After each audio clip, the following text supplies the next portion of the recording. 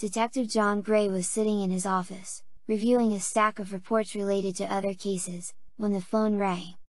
He shuddered slightly at the sound of the ringing, but quickly collected himself and answered. The voice of his supervisor, Inspector Thomas, sounded anxious. "Gray, we have a situation. I need you on the scene immediately." A young woman was found dead in her apartment on Brook Street. It appears to be a murder. Without hesitation, John Gray gathered his things and headed out. Brook Street is an elegant street in central London, full of posh houses and fashionable boutiques. The detective wondered what the circumstances of a young woman's death in such a neighborhood might be. He was replaced at the scene by Assistant Inspector Thomas, who gave Gray some of the details of the case. "The victim is Laura Stevens, 28, Thomas said, pointing to a body lying on the living room floor. She was found this morning by a servant who came in to clean up. The victim was shot in the heart with a 9mm caliber weapon, probably with a silencer, and died on the spot. There was a lot of blood around the body, and an expression of horror was painted on the girl's face." Gray immediately noticed that there were no signs of struggle on her, suggesting that the murderer may have surprised the victim or knew her well enough not to arouse her suspicions. The detective also looked at the environment in which the girl was killed. The apartment was sizable and well kept. Several reproductions of famous paintings hung on the walls, and books on various subjects stood on the shelves. "What evidence do we have?" asked Gray, trying to control his trembling hands. The murder was brutal, but it was not the first such incident he had encountered. Still, he hoped that perhaps some clues could be found to help solve the case. Thomas handed him some notes he had collected from neighbors in Laura's family. No one had seen or heard anything suspicious on the night of the murder, but they all agreed that Laura was lonely and rarely contacted anyone. Detective Gray continued his investigation into Laura's murder. He decided to visit the deceased parents to gather additional information that could help establish a motive in the identity of the perpetrator. Knocking on the door of the huge mansion on Willow Lane where Laura's family lived, he was let in by a servant. Gray noted that Laura's father, Alexander, came from a wealthy family and had a large estate, which explained his daughter's affluence. The man seemed to keep his distance, but was prepared to talk to the detective. On the other hand, Laura's mother, Elizabeth, was in despair over the loss of her daughter and was barely able to speak. There were many cats walking around the villa belonging to the family, and every now and then they jumped into the detective's lap. The detective asked the parents questions about their daughter Laura's life, her friends, her work and the problems she might have been facing. Unfortunately, Laura's parents were unable to provide any significant clues. Alexander only mentioned that Laura was extremely independent and rarely shared her concerns with her parents. Elizabeth, still grief-stricken, could only sob, unable to add anything more to her husband's testimony. After the conversation ended, Gray left the mansion, somewhat frustrated by the lack of progress. However, he knew he had to continue the investigation, regardless of the difficulties. He felt that the answers to the questions surrounding Laura's murder were still somewhere in the background of the exclusive London neighborhood where she lived. Detective Gray asked himself what might have changed in Laura's life. He decided to check her workplace to see if anyone there might have known the answer. He went to the office where she worked and spoke with her supervisor, Mr. Richards. Mr. Richards described Laura as a conscientious worker, but admitted that he had recently noticed changes in her behavior. She was often late and sometimes didn't even show up for work. She said it was family problems, but some of her coworkers suggested that she might have been having an affair with a mysterious man, but no one knew who he was or how she was contacting him. Gray began looking through the documents and notes Laura had left in her desk, hoping to find a clue. In one of the notebooks, he found some quickly transcribed information about meetings with a certain AM. The detective began to suspect that AM might have been the key to unraveling the case. He decided to visit local cafes and restaurants that Laura might have frequented to ask if anyone had seen her with a man with the initials AM. After a few hours of wandering around the neighborhood and talking to various people, Gray learned that the couple met frequently at a certain small coffee shop on the corner of Brook Street. The owner, Mr. Jenkins, told him that the man appeared to be fearfully but elegantly dressed. He was frightened by the man's facial expressions and laughter. Jenkins remembered the tattoo on his face. However, he did not know the man's name or occupation. Mr. Jenkins also recalled that he had last seen Laura at a cafe with the man in question a few days before her death. Detective Gray began to slowly put together a picture of the situation in his mind, trying to understand the connections between Laura and the mysterious AM. He decided to see if the man was connected to any organization or group that might have been involved in the crime. The detective searched various sources of information, from newspapers to local internet forums, for any mention of AM. After several days of eager searching, Gray came across an article in one of London's lesser-known newspapers that mentioned a certain eccentric art collector named Adrian Mancini. The man was known for his unconventional tastes and associated controversies, but the article found no evidence of criminal connections. Detective Gray began to wonder if Adrian Mancini could be the mysterious AM and if he had any motive to kill Laura. Meanwhile, Gray received an anonymous letter that contained disturbing information. The author wrote that Laura's murder was just one of many unexplained cases that had occurred in London in recent months. All of these crimes were similar in nature, the victims were young women, and their deaths appeared to have no obvious reason or motive. The author suggested that these crimes may have been connected and that the murderer may have been part of a larger organization or criminal group. Detective Gray could not ignore such information. He began investigating other unexplained murders that had taken place in the city, and discovered several commonalities between them. All the victims were young, came from wealthy families and seemingly had no enemies. Moreover, in each case, the perpetrator acted by surprise, leaving no signs of a struggle. Intrigued by this discovery, Gray decided to see if there was any connection between the murders and the private lives of the victims. In his investigation, he visited the families and friends of the other victims to find out if they had anything to do with Laura Stevens. To his surprise, he discovered that all the victims were associated with a certain exclusive club called the Crimson Circle, and it was likely that each of them had met someone there. The club was known for hosting parties and get-togethers for select members of London's elite, but few people knew exactly what it did. The rainy night filled the streets of London with a gloomy atmosphere. Fog lingered low, and street lamps cast ghostly shadows on the damp sidewalks. Arriving at the Crimson Circle Club, Detective Gray wondered what awaited him there. The club was located in one of the old, elegant buildings in the center of the city, which could not be denied its charm, even though it appeared to be neglected. The door to the club was heavy and lined with dark leather, and the glow of flickering lights shone through the foggy windows. Gray opened the door and stepped inside, feeling the cool breeze on his face. There was an eerie atmosphere inside, darkness broken only by red and gold lights that cast mysterious shadows on the walls and ceilings. The smell was in the air, a mixture of cigar smoke, old wood and heavy perfume. Gray immediately sensed that the place had many secrets. The club was filled with people dressed in fancy clothes, who were having loud conversations at high marble tables. The detective noticed that some of them were whispering in each other's ears, as if exchanging secret information. Gray, feigning confidence, walked through the club, trying to blend in with the crowd and glean as much information as possible. He entered one of the side rooms, which contained a small library with heavy curtained windows. The smell of old leather and paper mingled with the scent of burning candles that illuminated the twilight of this small, cramped space. Detective Gray felt the worried stares of the other club members on him, but decided to remain calm and focus on his investigation. He knew he couldn't afford any mistakes or suspicions if he was to get to the truth and discover whether the Crimson Circle had anything to do with the murders he was trying to unravel. As Gray stood in one of the dark corners of the library, he suddenly heard someone in a nearby room mention the name Laura with a psychopathic laugh. Holding his breath, the detective walked closer to the door to hear more details of the conversation. The man with the crazy voice continued, "Everything went according to plan. Laura had no idea what would happen to her. It's a shame that such a beautiful girl had to die, but these are the rules of the game." Gray clenched his fists, trying to contain the anger that was rising inside him. He knew he had to act carefully so as not to reveal his true identity. He decided not to intervene right away, but instead began to carefully observe the man who seemed to be involved in Laura's murder. As the evening passed, Gray gained more and more information about the Crimson Circle and about the suspicious man.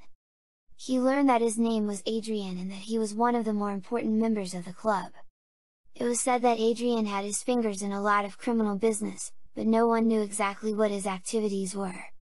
Eventually, Detective Gray decided to catch Adrian, figuring he had enough evidence to bring charges against him. However, as Gray made his decision, he noticed that Adrian was no longer in the club. He quickly went outside, trying to catch up with him, but the man had managed to disappear into the dark streets of London. Gray, though frustrated, knew he had to continue his investigation to find Adrian and bring him to justice. After a failed attempt to apprehend Adrian, Detective Gray felt frustrated and exhausted. He returned to his home, hoping that in the tranquility of his own four walls he would be able to gather his thoughts and develop a new plan of action. When he entered his apartment, a chill and silence pierced him. The house was so empty and quiet that Gray immediately felt even more alone. However, he decided to focus on his investigation, keeping in mind the importance of the case he was trying to solve. As the night passed, Gray reviewed the evidence he had gathered and the notes he had collected during his investigation. He tried to understand how it was possible that Adrian managed to escape before he had a chance to apprehend him. He guessed that Adrian had been informed that someone was looking for him. He was haunted by the thought that he may have made a mistake that allowed the murderer to get away. The detective tried to fall asleep, but images of Laura and the other victims kept him awake. Agitated thoughts and nagging questions made it impossible for Gray to calm down. A hard night full of anxiety made him feel even more exhausted when he finally took a nap shortly before dawn. As the first rays of the sun began to trickle in through the curtains, Gray woke up with the unpleasant feeling that time was working against him. He knew he had to act quickly to find Adrian before things got worse. Although the night was difficult, the detective got up with determination, ready to continue his investigation and bring this case to a conclusion.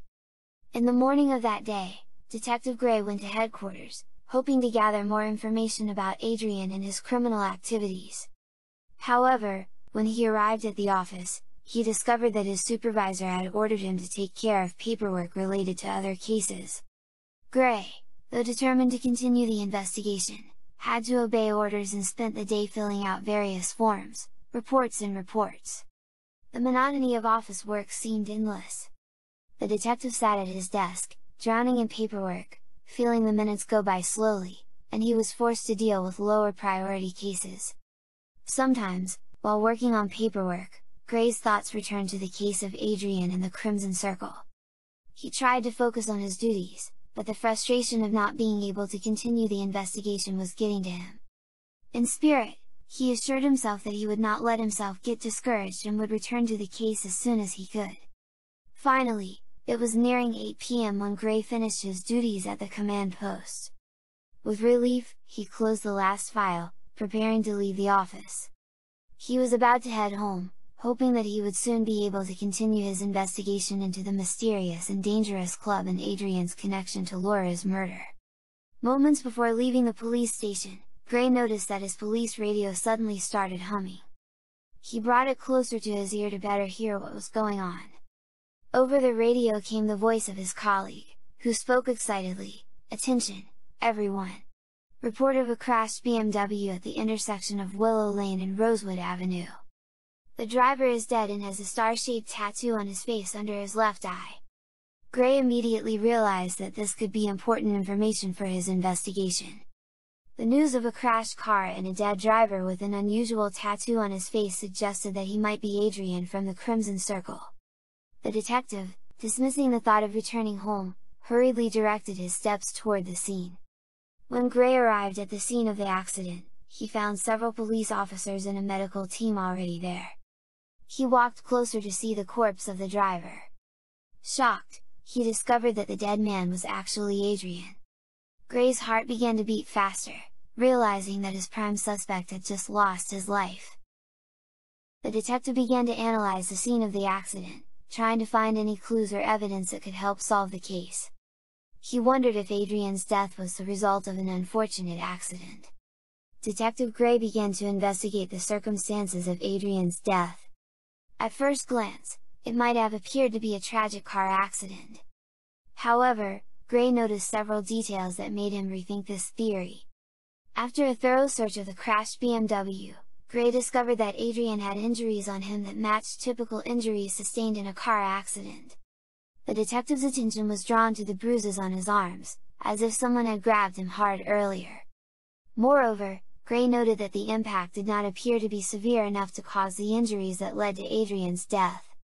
In addition, a 9mm caliber pistol was found in the back pocket of his pants. The detective asked himself, who gets into a car with a gun in the back pocket of his pants? After all, it's damn inconvenient. At that moment the phone rang. The screen showed the name Alexander. Gray picked up immediately, realizing that Laura's father may have had important information for him or simply needed support. "Detective Gray, thank you for answering," Alexander began, trying to keep his voice calm. "I have a question about the investigation. Are there any new discoveries that I should know about? It has come to my attention that my daughter's killer crashed a BMW less than a kilometer from my house." Gray thought for a moment before answering. "Yes, the probable murderer of your daughter is dead," replied the detective. Alexander thanked him for bringing this case to a conclusion and hung up. Detective Gray returned to his apartment and sat on the couch, reflecting on all the information he had already managed to gather on Laura's murder. His thoughts were now focused on how Adrian's death had been faked, and what that might mean for the investigation. Gray knew that faking a death is one of the most common ways used by people who want to avoid punishment for their crimes. However, that did not change the fact that he had to find an opportunity to prove that Adrian did not die by accident in a car accident, but was murdered. Unable to wait any longer, Detective Gray called his friend Michael at the dissecting room to get more information on the toxicology of Adrian's corpse. He hoped this would be the key to solving the case. After a short while, a cadaverous dissecting room employee informed him that a small amount of poison had been found in Adrian's body. Detective Gray was horrified to hear that Adrian had been poisoned with a poison that kills asymptomatically within 5 minutes. He knew he was dealing with a murderer who acted in cold blood and with premeditation. The detective, finishing his conversation with Michael, asked him about his health because the man had never been sick. Michael answered him that it was allergies because there was a lot of cat hair on Adrian's pants and jacket. This information shocked the detective. He hung up. Detective Gray could not take his mind off what had happened. He decided to rest and go to bed. However, his work as a detective did not end here. The next evening he was to go again to the club, where an important event was to take place. Gray hoped that there he would learn more about the mysterious members of the club and their activities, and find out who might have wanted to kill Adrian. The next evening he decided to go to the Crimson Circle Club. Gray approached the club's entrance. He thought for a moment before stopping in front of the door. Colorful lights twinkled in the background, and the sounds of music dampened his thoughts. Finally, he took a deep breath and entered the club. Inside, the atmosphere was cramped and stuffy. Cigarette smoke was in the air, and the smell of alcohol permeated every step. Everyone had masks on their faces, and some appeared to be dressed up. Gray felt as if he had entered another world where the rules were different. He received his mask from one of the club's employees. He didn't like this employee's creepy smile. Detective Gray began to look around the club, which was a little different today than before. More euphoric. All the guests had masks on, and the atmosphere in the club was dark and mysterious. Gray felt that something hung in the air, but he couldn't quite define it. There was an atmosphere in the Crimson Circle Club. All of the guests were wearing masks, which in addition were very unusual. They were mainly masks full of colors and patterns, and some of them were decorated with feathers and crystals. The sight of masked people dancing along with a strange, mysterious light that floated above them impressed the detective. This was no ordinary club lighting. The light was of artificial origin and emanated from strange round balls floating in the air. Each of these balls was programmed in a different way, causing the entire room to be illuminated in red colors, with the light flickering to the rhythm of the music. The detective found this very intriguing and disturbing at the same time. The masks that the club's guests wore were very diverse and stood out for their originality. Detective Gray had the impression that they were actually part of the atmosphere and mystery prevailing in the club. All the guests acted as if they were part of one large and strange ritualistic ceremony, and the masks only enhanced this impression. When he walked into the main room, he noticed that most of the people playing there were in shock and didn't know what was going on. Gray decided to approach one of the waiters, who was wearing a mask with red lips, to find out what was going on. "What happened?" the detective asked. "The head of the club organized the money we needed," replied the waiter. "The money?" Gray repeated. "Yes, we had financial problems, but the boss found a way to solve them," the waiter explained. The detective asked the waiter who the boss of the club was. The waiter nodded toward one of the figures standing in the corner of the club. Gray looked there and saw a man in a dark suit with his hands folded over his chest. He was wearing an elegant white mask, but stood out from the crowd with his posture and seriousness. Gray decided to approach him and ask one of his employees if he could talk to the boss. After a short while, the head of the club agreed to talk to Gray, but only in a private room where they could talk in peace. He led him there through a closed door, and after a while they found themselves in a room that was beautifully decorated and lit. Detective Gray approached the head of the club, who was covered by a mask. He asked him directly, "Where did the money come from to save the club?" The club boss looked at Gray through his mask, not speaking for a while. Finally he said with a mysterious smile, "Money is just paper. Everything can be obtained if you know how to do it. Adrian did a good job, you know what is said about him as a talker," laughed the head of the club and began to head for the exit. Suddenly Gray put the threads together and decided to stop the club boss from leaving. He took a chance, because such a chance might not happen again. With a quick police grab, he knocked him to the ground and took off his mask. He looked in disbelief at the Crimson Circle club boss who was supposedly responsible for Laura's murder. It was a shocking truth that the detective could not grasp. The head of the club turned out to be her father, Alexander. "Did you care so much about money that you were able to kill an innocent girl, your daughter?" asked Gray with rage. Alexander looked at the detective calmly and replied, "Sometimes death just pays off. Laura was always the biggest cost in my life, and her death was the only way out. I needed money to save the club and the insurance policy was the only solution." Gray felt his blood boil. How could someone be so cruel and ruthless? How could someone sacrifice his own child for money and profit? The detective felt anger and grief at the same time. He was shocked that the man he had come to know as the father of the slain girl could betray his child so badly. "You will pay for what you did," Gray said in a firm voice. With one swift blow, he rendered the head of the Crimson Circle Club unconscious. Gray used his cell phone to call for police reinforcements. He called the emergency number and asked for immediate intervention at the Crimson Circle Club. Giving the exact address, he relayed information that Laura's father, Alexander, who turned out to be the head of the club and a suspect in her murder, was on the scene. The detective also reported that the club was filled with mysterious members who could pose a security threat. When the police arrived at the club, Detective Gray gave them information about the criminal activity detected and proved that Alexander, the father of the slain Laura, was the head of the club and that he was the one who ordered his daughter's murder and then, out of fear that Adrian would expose it, poisoned him as he was returning from his villa on Willow Lane. Police arrested Alexander and the other members of the club. They were charged with a number of crimes, including ordering Laura's murder and financial fraud. After completing the operation to arrest the members of the Crimson Circle Club, Detective Gray was sad and depressed. Although he had found the perpetrator of Laura's murder, it was still painful to him that an innocent girl had to lose her life because of her father's greed and cruelty. He felt sorry that some people are able to sacrifice the life of their own child for money. At the same time, the detective was pleased that he was able to find and punish the guilty. He knew that his work as a detective was important and necessary so that such crimes would not go unpunished. After returning home, Detective Gray sat on the couch and contemplated his thoughts for a long moment. He was emotionally and physically tired, but at the same time he felt satisfaction from the work he had done. He knew he wouldn't be able to forget it all, but at the same time he decided to focus on what was still to come. He prepared himself a glass of whiskey and sat down in an armchair to relax and think about what his next steps as a detective would be.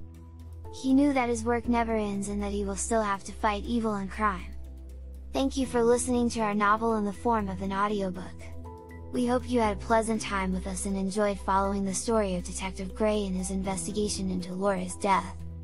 If you enjoyed this novel and would like to listen to more audiobooks or read similar books, we encourage you to subscribe and leave a like. Thank you for your attention, and we invite you to our library of free audiobooks.